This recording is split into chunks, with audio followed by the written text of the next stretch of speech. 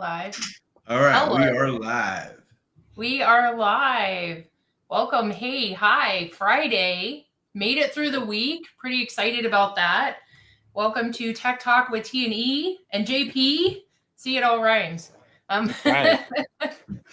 We're jumping in for a little impromptu webinar talking about the stuff. A lot of you guys already know JP is pretty hip deep in all of the things, a lot of the security, a lot of the technical stuff, kind of one of the OGs. And we wanted to kind of chit chat and see what's going on in your world. And just kind of say hi to everybody.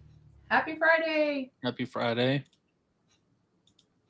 Yep, it is Friday. I keep forgetting that, actually. It is Friday. For So sure. Yeah, I was off on Monday, so this is my Thursday. Oh, wow. So don't get too excited then. No. I'm still gonna turn it into Friday though. So. Oh, okay. So we're midday, so it's technically your Friday now. Like Yeah, it was my Thursday before 12, and then after 12 it's Friday. Right. All right. So you're popping. You're doing a lot of stuff. You've got a lot of things. I'm seeing you a lot more on social. Tell us what you're doing. Lately I've just been in like tool making mode because I hate probably most of the tools that are out there, and I also see that there's a huge need for technical SEO. When I say technical, I mean things like crawlability, indexation, HTTP status codes, uptimes, downtimes. Making your website organized to me is not technical. That doesn't necessarily impact of what's automatically going to get you indexed and get you crawled. So I'm getting big into trying to build a dashboard that's something that our clients can kind of see exactly what's going on, and also if we need to do an analysis to kind of give us an exact reason why something's not happening, why you're not getting indexed. This whole thing about you need to have quality content, you need to build links to get indexed, like that's complete rubbish bullshit. Mm-hmm. I purposely index the sitemaps, a text file on purpose just to kind of prove a point. So and then we kind of have the flip side, something that me and Brian Cato are working on right now. We're actually building an agency around negative SEO, not doing it, but preventing it, mitigating it, analyzing it, because we don't want you to be in a position where it's too late, you've gotten attacked, and now you're trying to figure out what to do when unfortunately a lot of the realities of negative SEO, it's like you kind of did it yourself because you didn't check some of the things with your server, some of the things you put a no index tag when you probably shouldn't have, so that's kind of what I'm seeing in the market. Is no longer is it the marketing side of SEO. It's the problems that happen, why things aren't indexed, why things aren't getting crawled, or even why you're not getting ranked. So, well, I mean, the whole thing is that the amount of time, if Google comes to our website once a month, how long do they stay? You have to be technically sound nowadays. I truly believe it. I'm looking at this website right now that is built on some freaking platform I never freaking heard of before. And they literally only have 10% of their pages indexed. And I'm like, first thing is Google probably doesn't like this platform. So could I ask them, I said, what kind of stuff do you have access to as far as, can you do anything for speed control and all this stuff? And of course they can't. But I think that's going to become the big problem, especially as people start building websites with AI, which I'm not saying there's anything wrong with that if you do it right. But if you just haphazardly start building websites that Google doesn't like, or that won't get indexed, and what the hell's the purpose? Yeah, and also too, a lot of cases scenarios, unless you're a giant like Walmart, when you have a site that's taking 12 seconds to fully render, you're kind of shit out of luck, because Googlebot's staying on your site for 5 to 6 seconds. It used to be kind of around 4 seconds. I'm finding it's a little bit longer now. Yeah. That's an opportunity for you to be able to show all the content that you need to. So now there's ways that you can technically kind of show certain things of Googlebot, things that only show users. But most most e-com sites are heavily in JavaScript. That's why I always use that example. Like Walmart, it's taken them 12 to 16 seconds to fully render a product page. But they're a giant. They get away with that type of stuff. Someone who's a new e-commerce business who's loading that, you're probably not going to get indexed. You're not going to get crawled. You're going to have a lot of problems. Yeah. So 100%. Yeah, that's a viable point, because a lot of people will use like Amazon or Walmart as an example, but they don't necessarily realize they have the reputation and the brand. Like you said, they can get away with it. If it takes longer to load, you already know Walmart. You already shop at Walmart. You're going to wait for it. Yep. It's also funny too, that article that came out recently about, Google doesn't pay attention to your brand. Like, bullshit. Like 12 years ago, they used to have a list of whitelisted companies that they're trusted. They actually would show it on their website. These are whitelisted companies that we are basically giving the okay that they're a trusted brand. Mm-hmm. It's part of their entity patent. They have branding that's in there. So that's why us as SEOs, our job is to kind of prove a point. Like, hey, don't listen to them. They really don't know what they're doing a lot of times. I agree 100%. And I think we're in the world of lazy SEOs right now. 100%. And it's just, even some of the audits that I get asked to do, I just got asked to do another one 2 days ago. And it's just like, well, okay, first of all, they didn't have Search Console installed, which I still cannot freaking fathom how anybody doing SEO can't have Search Console installed. And, and then the second thing is just like, I'm like, it's just basic shit. I mean, where'd you learn this? Who told you to do this stuff? And so that opens up, where is a good place to learn all of this stuff? Oh yeah, for sure. SEO spring training, digital marketing conference. But yeah, it is frustrating. I run across it all the time, and I don't want to be rude and belligerent, but sometimes I'm just like, what the F, You take clients, really? Okay. So, but unfortunately, that's 80 to 90% of our industry. Unfortunately, we're not regulated, so it's not like we have licensing knocking down our doors and saying you need to make sure that you implement these HTMLs and this markup and this or that. Like, no one really cares. We live in the Wild West. You can do whatever you want.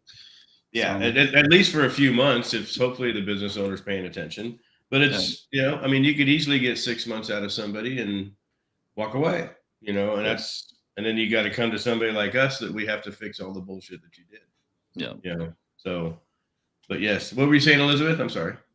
I don't know. Carry on. Keep going. So, JP, you said you were building some tools because you don't like what's out there. Is it something that you're looking at for like maybe a monthly recurring subscription for SEO people to track their stuff? Right now, I've got a couple of tools that are public, which I do have some ways that I'm grabbing some of the data, but I just wanted, as I'm building something, usually I'll make something public, just saying, hey, go check this out. I haven't really decided there's certain things that I'm going to make public. Building a SaaS specifically for SEOs is sometimes can be a real pain in the ass. Yeah. And it's not always necessarily the audience that I want. So a lot of these tools, I'm making them public for free. Some of these reporting ones, I'm using them for internal purposes for our clients when we bring them on board. And then as far as the Red Hat SEO side that I'm doing with Cato, we are going to be building something that's more a SaaS model to help you monitor and mitigate potential issues that are happening when it comes to negative SEO. And that is a platform that's going to be, in my opinion, it's not just for SEOs. Everybody needs to have something in place that they can check their possible attacks of things that are happening before it's too late. Because I dug in deep for about 2 days with a client who it wasn't really a negative SEO attack. It was kind of more of a hack. Basically, long story short, they didn't update their theme in like 3 or 4 years that they got from Theme Forest. And I went into their server files, everything via SSH. I checked everything from my end, doing my scans and tools. It all came down to WP Bakery or their theme. and I turned off the way that I knew it was the theme is because I turned off I switched the theme over to whatever the standard of WordPress is, like, was it 20 themes, 13 or whatever wherever it's called now. As soon as that happened, the links that were actually injected into the site disappeared.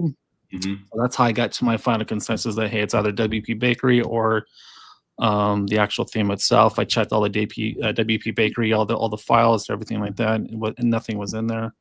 So literally just updating the theme, everything went away. So, you know, that's one of the biggest things I try to tell people is, like, you've got to keep it updated. And so many, people just don't necessarily take that seriously, but that's probably the fastest and easiest way to hack a site is through it's pretty clever too.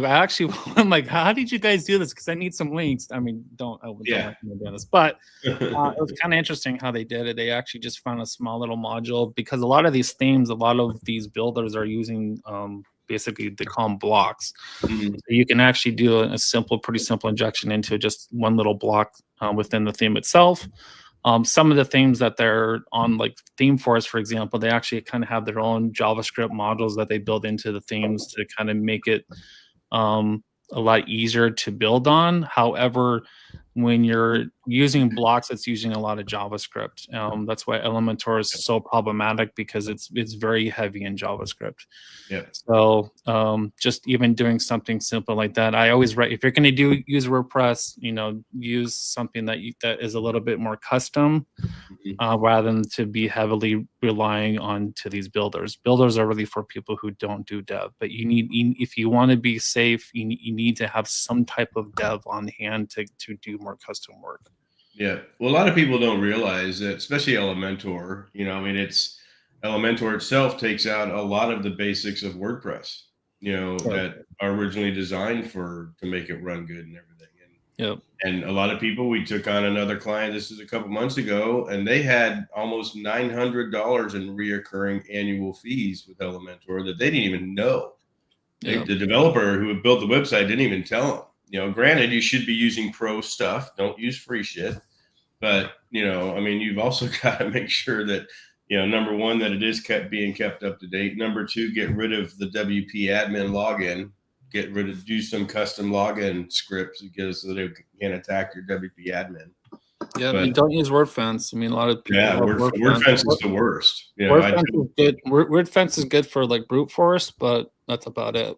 It doesn't block a lot of these other pretty common things with JavaScript and doing different insertions. So any type of security should really be done at the server level. Either htaccess or Nginx, depending the editor files that you're using. But that's really where things need to rely on. And if you're a local business, you need to block other countries. Yeah, I do. I block everybody. If you're a plumber in Dallas, what the frick? I block everything. But again, you can get a VPN and you can get in and you can do some. But again, the normal person isn't going to go through those hoops. Exactly right. So, what are you thinking about talking about on Tech Day? It's a good question, because I've been doing some pretty fun stuff in local. I've been doing some fun stuff in technical. So that's kind of where I'm trying to figure out if I even thought about talking about negative SEO in the sense of like things to look out for. Most people think negative SEO is just throwing a bunch of porn links at your site and like, oh, I got, it's just people are getting way more creative now. So I think maybe educating people on how like different things to look out for. I think the tech time that I talked about a couple years ago was mainly like cyber. So I don't know if I want to kind of run on that when it comes to negative, but a lot of people, it sounds like based on the speaker list, there's quite a few people who I've never even met, even talked to, who I've followed for a long time. So there might be some stuff in some local that I've been testing that's doing really, really well that I may show on Tech Day. Yeah, that'd be awesome. Because we're we mixed it up this year, so we're adding in a lot of AI, a lot of automation. Again, I just firmly believe that if you're not going down that road and you're still just going to be the old-fashioned SEO guy, you're going to get trampled on. I really think that if you're not ready for it, you need to be at least you'd be doing something. And I was pretty anti AI when it first came out, just because I knew what the dangers of it. But now it's like, hey, I use it all the time for literally everything. Even some of these tools I've made have kind of helped me guide me into some of the coding that I'm doing. But heck yeah, I mean it's really good, especially going through the just the ideas that you have an idea, but then you start communicating with of course I love ChatGPT because I choose to just master one, so to speak. But it's really cool kind of having that conversation while you're trying to build something, and the notes and the topics and ideas that they come back with is just like, wow, I freaking thought of that. Even some of the photos it's been shooting out, like a lot of my Facebook ads I've been doing, I've been creating all of my photos and all the content. Like I don't even use Canva anymore. I literally use ChatGPT for everything. I even made like little comics. I've made little like cartoons of my dog. Like it's crazy shit what it's doing. I know actually two writers who have been really struggling over the last like 4 or 5 years with writer's block, because they're extremely talented when it comes to writing content and copy. But that like kind of first little like idea, like what you like your first sentence, like even just typing a simple prompt in ChatGPT kind of helps them get out of that writer's block 100%. Struggle to kind of get them, okay, now I kind of know what I want to write about. Here's a good summary. And so, yeah, no, I'm having a blast with it. I'm just barely starting on the image side, but I'm doing a lot of, especially around the SEO audits. I'm having it help me build some Google Sheets and some stuff that I can throw into more of an automation thing. I'm really trying to automate my life, basically. But it is a lot of fun, and it can get frustrating. That's why I can't remember which one I tried, Claude, I think it was, and Claude just ended up pissing me off. So I just got to ChatGPT. Yeah, there's some pretty good ones too. I'm testing a lot with different AI models that kind of see where they're pulling their search results. Looking at Perplexity. Perplexity is probably the most up to date when it comes to actual search results, but they're also using Google as their primary. Yeah. There's also been talks that Google's going to buy out Perplexity because Gemini just sucks. Yeah, Perplexity does such a better job. So it's good to kind of see where they're sourcing their data from, because now the AI is here. We're having to optimize for different AI models now. So yeah, that would be that's, and then I'm just playing with all kinds of stuff. Elisabeth built a plugin with it, and she had fun doing that. And super fun. That's great. Yeah. So, well, tell us about the venue and everything that's happening coming up, Miss Elisabeth. All right. So, don't forget about the golf day. Amazing hotel, huh? Don't forget about the golf day. Don't forget about the golf day. Yeah, I kind of I had a call with the resort, with the golf club. And so Wednesday, April 30th, a lot of the guys wanted to come in early, play golf, drink, shit talk, the usual. So I'm reaching out to everybody who's interested in golf. And you guys just pay for your own. I'm not going to collect money. And we got it a pretty decent fee per person. I think it's around $85 for a round of golf. The course is really nice. It is actually one of the first golf courses in Arizona. Obviously, it's been updated since it was built. It is the first golf course, and it's the first golf course with grass. So it has okay. Well, you tell us about the golf course, because you're going to know more about the golf and everything. Well, and it's funny too, because this golf course is right in the middle of downtown Chandler, so you can't drive by and see the golf course. It's like there's buildings now all around it. So, but once you get into the resort and you from the rooms you can see the course. But the golf course is, like I said, it was the very first golf course, and then I believe there's a whole thing inside the hotel that tells about the history of it, but it's like the third or fourth one, it became the first one to do grass. So I can't even imagine golfing in the freaking desert and the dirt. It's like, what was it before? Clay? Yeah, exactly. It's like, it's not only golfing with, hickory sticks. Anyway, so but it's a very old course, obviously, and me and the kids golf it at least a couple times a year. It's a little bit on the expensive side during the winter, so we kind of stay away from it, but we worked out a really good deal. And it's we're looking forward to it. And again, it's right attached to the hotel, so I'm planning on sneaking away during an afternoon breakout and playing a quick 9 or something. Mastermind. Where'd Terry go? Oh, he's having a mastermind on the golf course. So no. We're gonna see if AI can fix my my slice. Exactly. But no, it is a lot of fun. I think last year we had about 16 people. So it was. I think every year it grows a little bit. The first year, did you do it with the first year when we did Arizona Grand? Were you out there with that? I know Wes was, and his sales guy that he has here. But no, it is fun, and we do obviously try to bring it in the day before. So if anybody wants to come in, this year's kind of interesting. There's a lot of people that are coming in to spend extra time doing the Arizona thing. Grand Canyon, Sedona, Bisbee, Tombstone, all that stuff. So, it is pretty cool though. So we're trying to make sure that we have who's coming in early, who's coming in late, or staying late, or whatever, because we still want to be able to be accommodating if they need stuff while they're here. So it's a little bit later than it usually is, right? It's usually been in like April, because I think like they had the NBA finals a lot of times. I think they had that a couple years ago.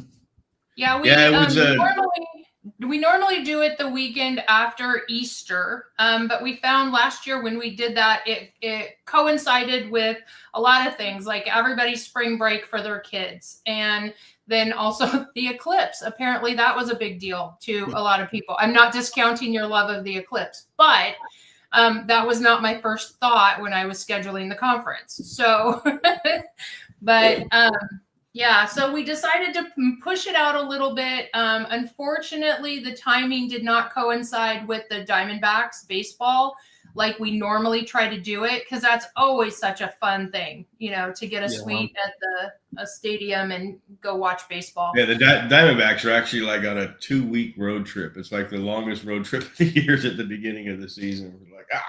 So but everything's scheduled. Our VIP Thursday, we've got an amazing mastermind with Marty Marion. We're gonna present one of James Slatterly's presentations that he was not able to present before he left us, and so that's a real special thing. And E-Rock, we have E-Rock.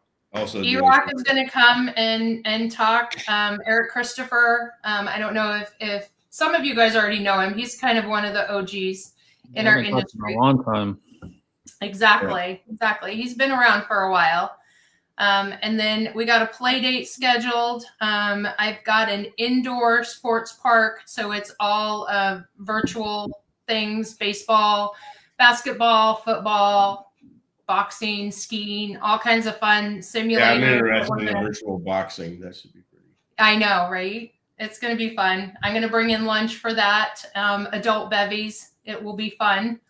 Welcome reception, and then hitting it hard and heavy Friday, Saturday, Sunday. Morning main stage, afternoon breakouts. Totally looking forward to the Tech Mastermind Sunday afternoon. That's kind of where I really. That's my favorite part. It is my favorite as well. And this year we're going to do lunch and learn. So the first day is going to be high level. High level is going to, they're 2 hour. We have 2 hour lunches. So the last hour is going to be a lunch and learn if people want to come back and watch what high level has going on. The second day we're going to have Chris Moore do a lunch and learn. He's actually the MC, but we definitely wanted to put him in front of everybody. One of the most intelligent people I've ever met in my life. And then Sunday, we're not sure what we're going to do for the lunch and learn there yet. And then we have an affiliate panel on Saturday, which is Craig Campbell, James Dooley, and Carl Hayden. Hudson. And it's going to be, this was a personal thing. It's actually the very first thing I started setting up when I started figuring out the schedule, because I really I'm a big believer that if you're not starting to, once you get good at this business, if you don't start doing some stuff for yourself, or your family instead of continually making other people rich, then you kind of need to see what's out there. And a lot of people are saying affiliate market is dead. And I've been telling people forever, as long as somebody's willing to pay you to sell their stuff, it's never dead. So, and obviously, Dooley and Campbell and Carl are, they're probably biggest in the world at this. So I'm super excited about that. And then we're going to do an SEO panel on Friday. Not really sure what we're going to do there yet. I'm still kind of playing that one out. But no, it's pretty freaking. We're super excited. The amount of quality and value of speakers we have this year is the best we've ever done. So, also as far as the value of the hotel, I mean, literally, we're 30+% cheaper than last year, just because we went from Scottsdale to Chandler, basically. So.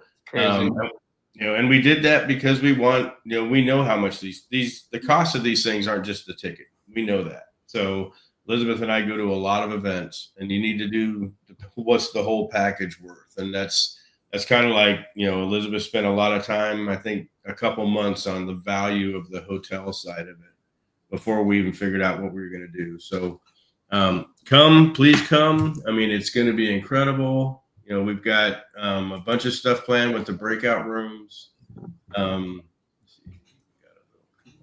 Everybody's always not been able to knock the value. I mean, that's the primary thing that we offer is the value, the quality of information, the quality of the people coming to the event. I mean, you're absolutely going to learn a ton. Yeah, exactly. So.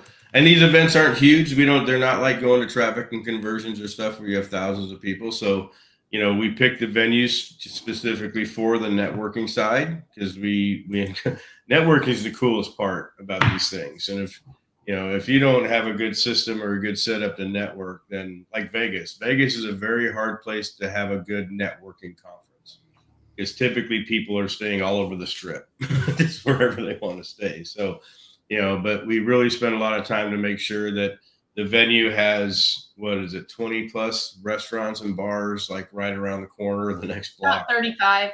Yeah. So super excited. We've got some great sponsors this year, high level sponsoring, Lead Snap. There's a couple good ones. I don't know, Elisabeth, name off the sponsors so far. 38 Digital is sponsoring, Local Dominator is sponsoring, Blogstorm and Link Whisperer, and I'm in talks with a few other people that are interested. Herc and I are talking his software. We might be able to do something for the digital swag bag. So we've got a lot of things that are popping behind the scenes. And as you guys know, we're always here to give value. So if we can do stuff for the digital swag, that's absolutely what we want to do for you guys. Yeah, 100%. So if JP has something he wants to offer up, a coupon code for any of his stuff. Yeah, I just need to there's some production stuff I need to get in the wraps. That'd be awesome. So what else do we have going on? This was, like you said, this was impromptu.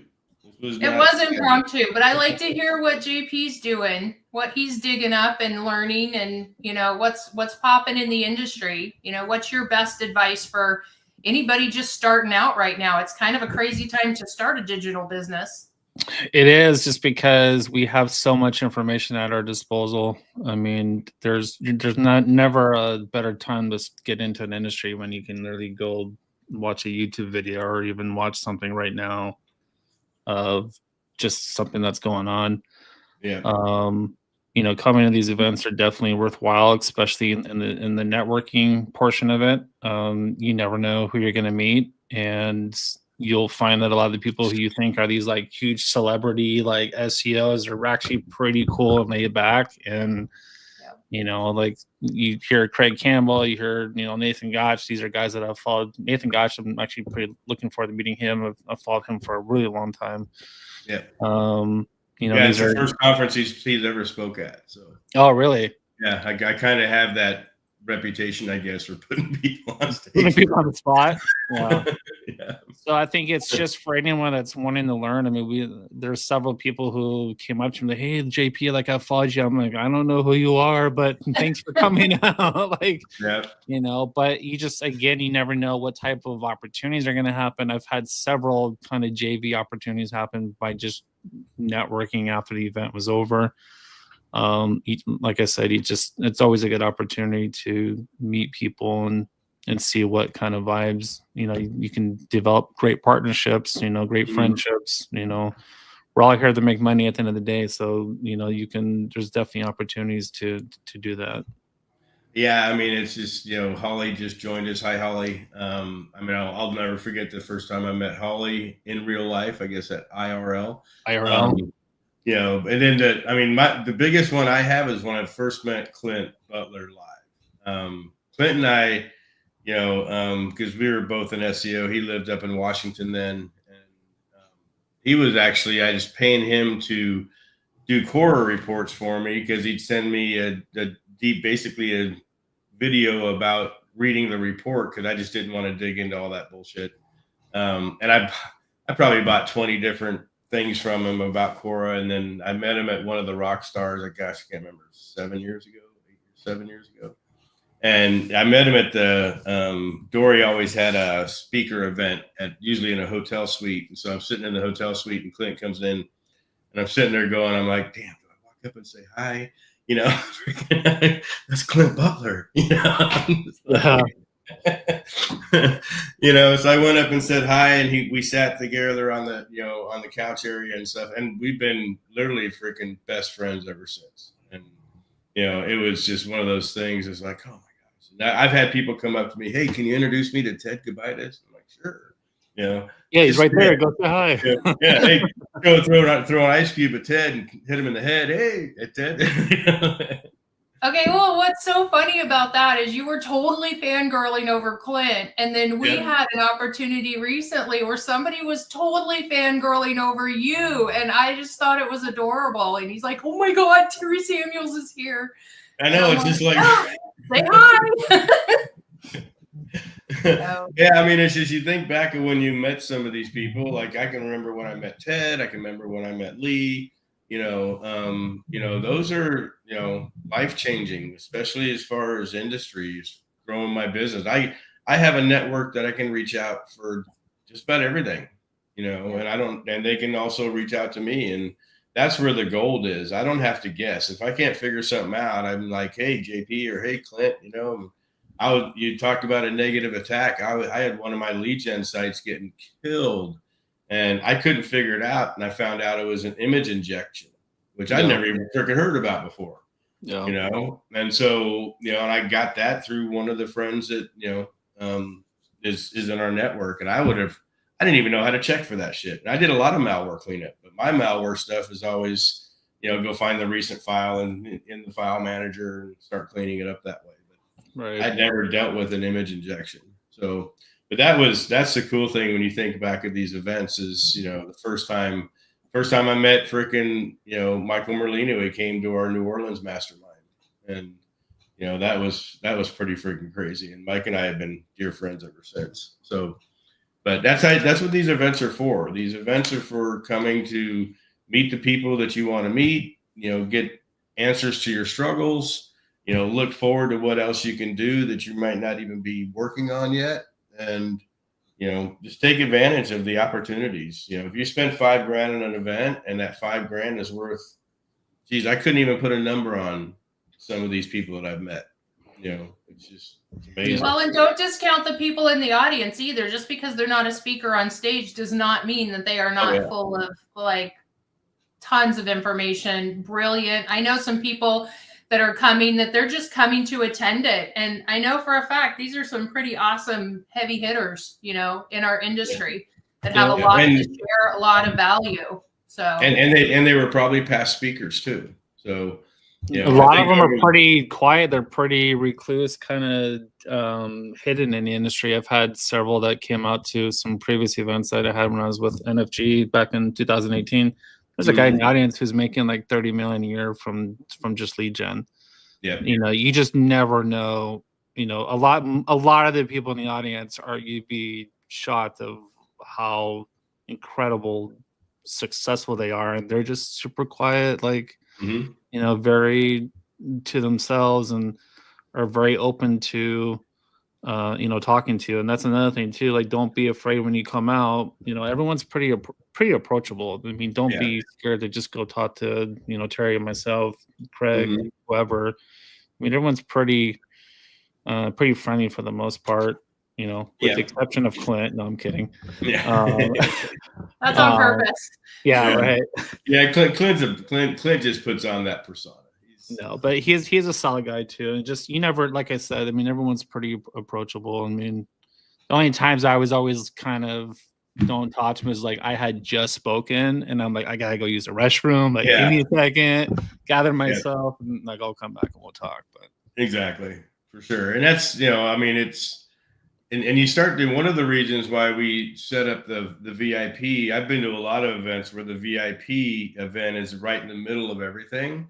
And so you're like, hey, JP, good to meet you, but I got to go here because I paid for the VIP. And, you know, so that's why we try to make sure all that's done before. So there's not any kind of, you know, it's not a good feeling when you're sitting there, you know, you can't afford the VIP and the buddy you just met and is going off to the VIP. You know, so, you know, but it's so much value. It's so much, but I tell people, you come with a purpose. You know, if you're specifically coming to meet people, if you're specifically coming to, you know, I mean, I know a lot of people right now, this whole map freaking suspension bullshit going on right now is just effed up. I mean, I've got 2 clients at legitimate freaking places and we cannot get these freaking maps back. And, you know, that's the kind of thing that people are struggling with. And you might not find the magic answer to that, but you might find some secrets to help.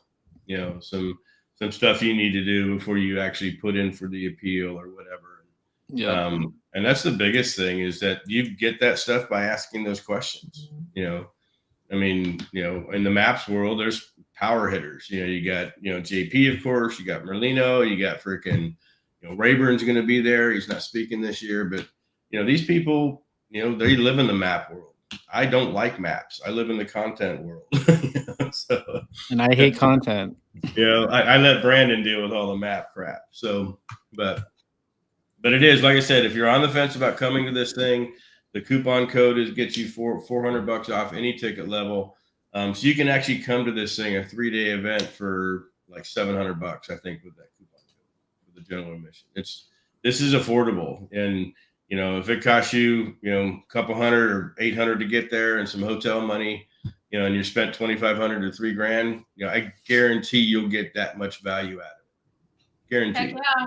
You know, so will I give you a refund? I'll call it out. Sure. If you don't think you get the amount of value out of it that costs you to get there plus your ticket price, I'll give you your money back. So, because we've never had it happen. You know, we've had people come. You know, unfortunately, we've had people come and have to leave for emergencies. That's a different system, but we've never had anybody come and say, "Oh man, this sucked." You know, I'll never come back. Who was that? April's husband, right? Isn't he a pilot? He flew back and then flew back the next morning. Yep, Paul. Yeah, he flew home and then flew back the next day. That was kind of funny, actually. I forgot all about that. Yeah. But yeah, it's just like you said. So come to the event. Come and be introduced to our family. This is it. This is our extended family. All these people are our friends. I don't put people on stage that I don't know personally, and for that, you know, we can trust that everything's going to be done, you know, hopefully by what their topic is. We have had people give me a topic and it changed, but that was during the digital one that we did. So if you're a NARC SEO, he's been with us since the beginning, since the 2019 event. Yeah. So, yeah, if you're a NARC SEO, don't try to come speak at my conference. You can come talk to me. I would love to talk to you. Anything else, everybody? No, I mean, just come out. I mean, like I said, you never know who you're going to meet. They're a lot of fun too. It's a pretty fun place. Is there a swimming pool? I need to ask you that. Of course, there's got to be a swimming pool. There is a pool. There's a really nice pool. Cabanas. You can rent the little cabanas. hang out there, little mastermind. That's what I'm looking forward to, just hanging out by the pool and grabbing some grub. Exactly. And it shouldn't be too hot in the first week in May. So, but yeah, there's a pool, there's cabanas. Holly asked the same question because Holly's bringing Dawn out. They typically will rent a cabana, party out there. But yeah, it is a fun time. Come out and visit with us. And again, if you have questions about it, contact us. The room block is closing soon. We're fighting with the hotel to keep this thing open. But just like anything, at some point they've got to close it. So if you're going to come out, even if you don't get your ticket right away and you're going to plan on coming out, get your room, because that, the room will be a thing. So, but Holly says, I'm excited to sit by the pool and not be in the snow. That's another thing. Yep. So if you're in Wisconsin, get to Arizona. But anyways, yes, reach out to us, like and subscribe to us on our channel. We typically do this every Monday, but we're going to be doing some impromptu ones leading up to the event. I'm trying to get some of the breakout room people together under one, so we can all talk about the specific breakout rooms. But the schedule is on the website. So if you're curious to see the schedule and how it's going to work. But again, if you have questions, just reach out to either one of us, and we're happy to help you out and answer questions. Anything else, Miss Elizabeth? I don't know that I have anything else. I don't know.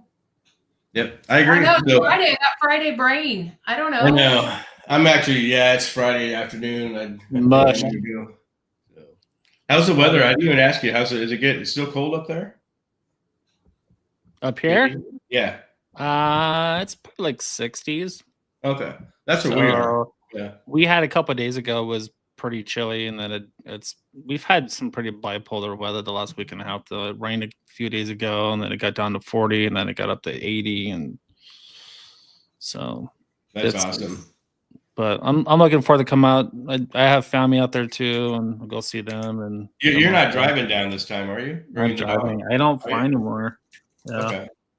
Right on. So how long is the drive? 2 days? It's about 12 hours if my grandpa's driving. It's about 8.5 if I'm driving.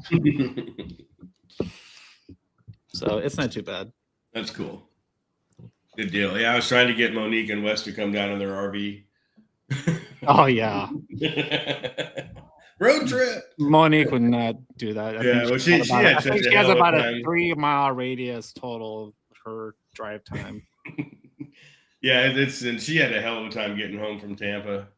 I feel for her because every time we go to Florida, we just want to get home on time because it's it's so crazy getting delayed in the East Coast. Yeah, if I can drive within 18 hours, 24 hours, I will. But if it's beyond that, of course, I'll fly. Yeah, for sure. So we're going to San Diego. I think our max is like 6 to 8. Terry doesn't like to sit that long in the car.